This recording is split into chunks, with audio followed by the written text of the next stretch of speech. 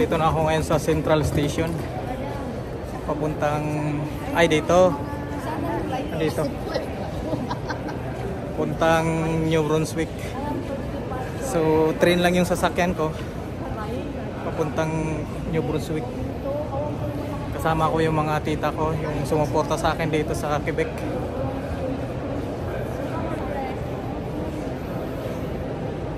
Mag-check-in na tayo ng baggage. Check baggage na tayo. Going to Moncton, New Brunswick. Sana hindi lalagpas sa timbang. Ang laki ng bagahe ko.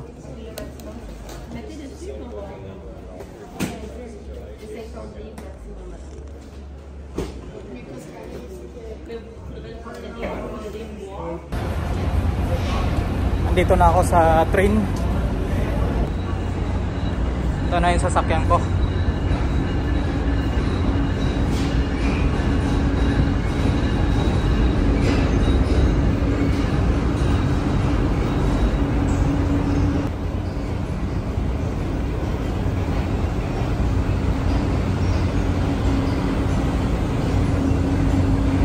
Malalaman ko kung anong meron dito sa train na to kasi first time kong bumiyahe na ganito train, tapos 17 hours yung biyahe ko.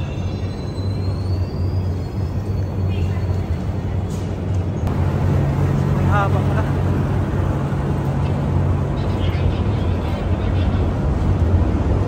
Moncton, hello? Going to Moncton? Moncton? Yeah. Moncton, on va ici par la gauche. Here? Yeah, and to the left, yeah. Thank you. Any seat? Any seat, yeah, any seat available, yeah. Moncton, okay, y'all also in here to the left. Yeah, to the left. Andito na ako sa loob ng train.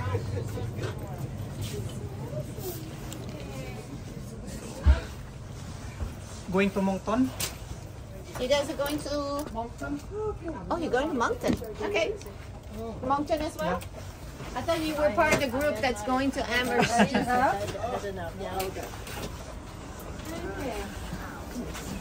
Here we go. Thank you. Just two? There's more coming, but I don't know where. I know there's There's just two of us. Yeah, there you go. We'll just put you there for now. Mas maganda yung loob ng train kasi maluwag yung harapan. Napakaluwag. Ayun yung harapan, napakaluwag pa. At may rin pala sila dito, saksakan, charger.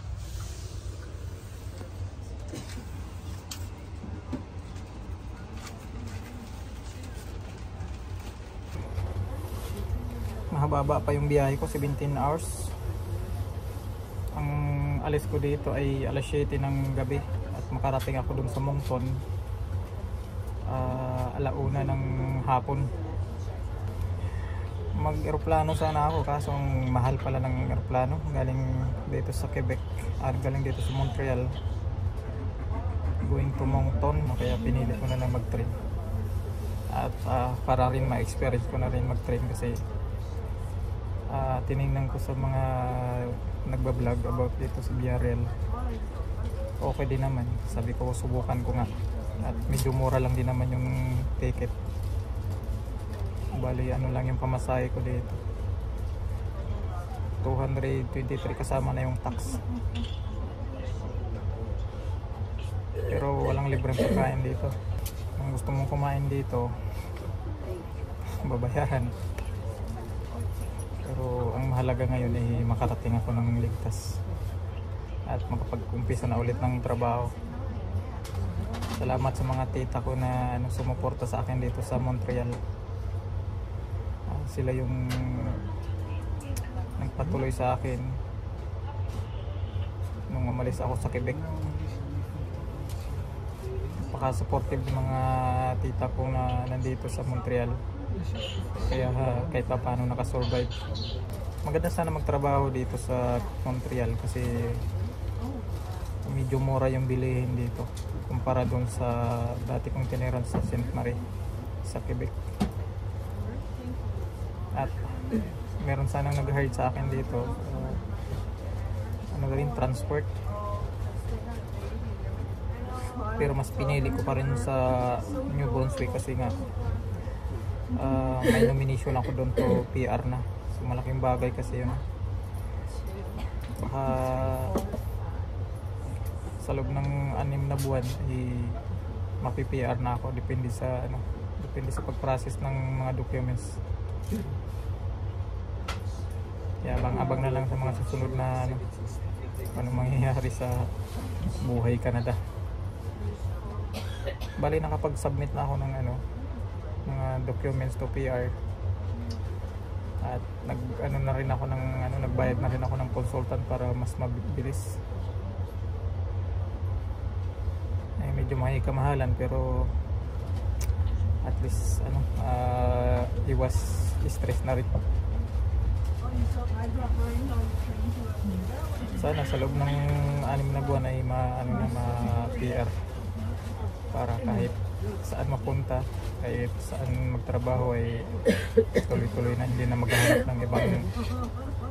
maghahanap ng panibagong permit.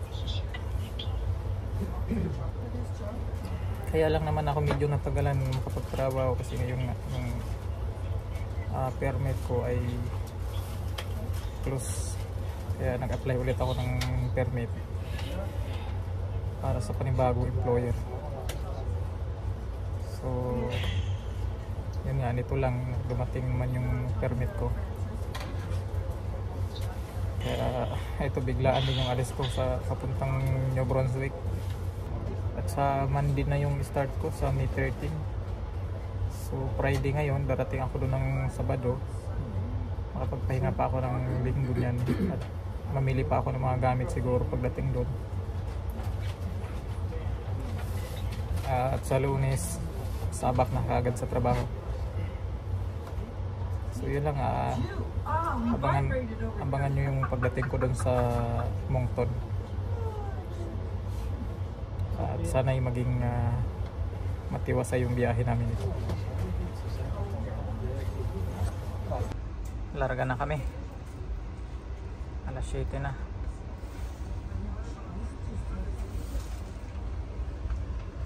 Ang luwag ngayon, kunti lang yung pasahero. Parang mas gusto ko pa dito sa train kaysa sa aeroplano. Tingnan mo naman ang luwag ng harapan. Oh. At wala akong katabi. At meron pang USB saksakan ng charger.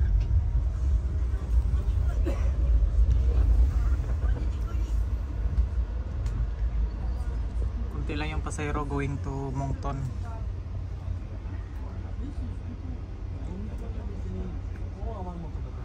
Mga gustong mag-train, try nyo rin, maganda dito. Meron na silang CR at free wifi din ito. Ayan, may CR doon. Hindi nga lang libre ang pagkain. Kung gusto mo kumain, kailangan mo umorder at bayaran. Malapit na ako sa Moncton Station. After 19 hours mahigit. So ganun katagal yung biyahe ko. Bagay medyo mabagal lang kasi yung takbo ng train. Pero ang importante ay ligtas ako nakarating dito sa Moncton.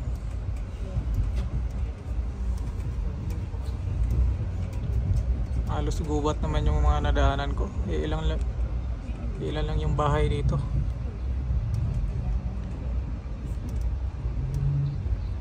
May mga bahay pero nasa gitna ng gubat.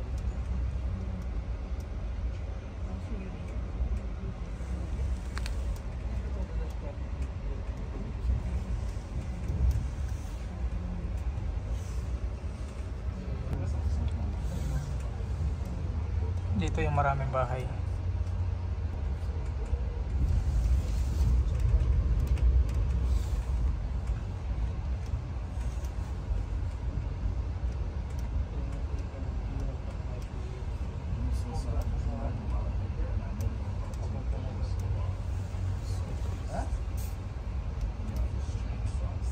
Hindi pa talaga gaano crowded dito sa Moncton.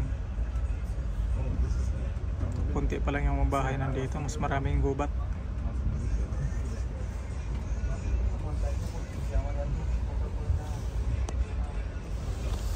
Dito yung maraming bahay sa kabila.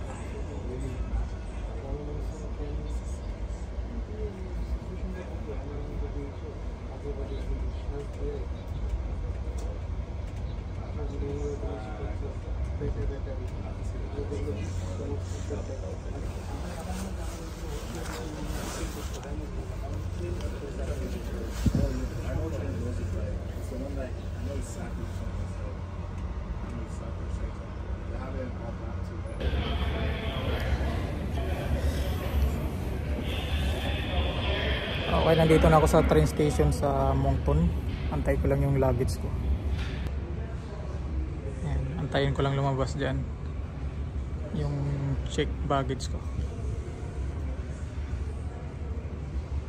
Ayan yung train.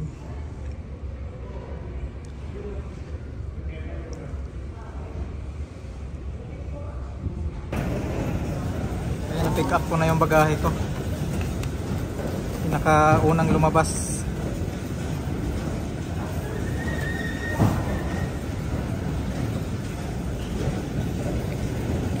Bali, lalabas na lang ako. Nakilala pa ako ditong kabayan. Saan yung exit dito, kabayan? Nandito, no? Pila. Hi ka muna, naka-vlog tayo.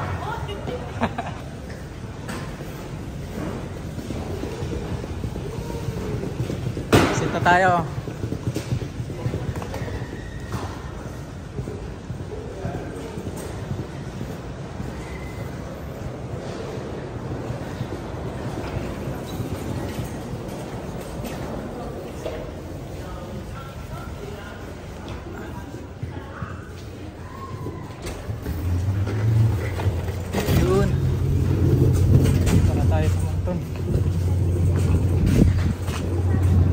Antay ko lang yung magsusundo sa akin.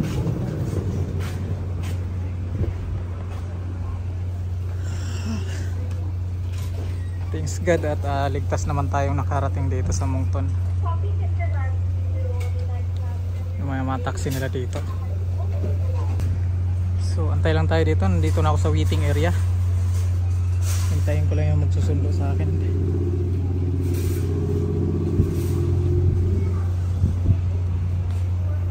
Ito na yung sundo ko. Ay kuya, ikaw muna. Thank you. Ayos lang yan. Ganun talaga yung buhay mekaniko.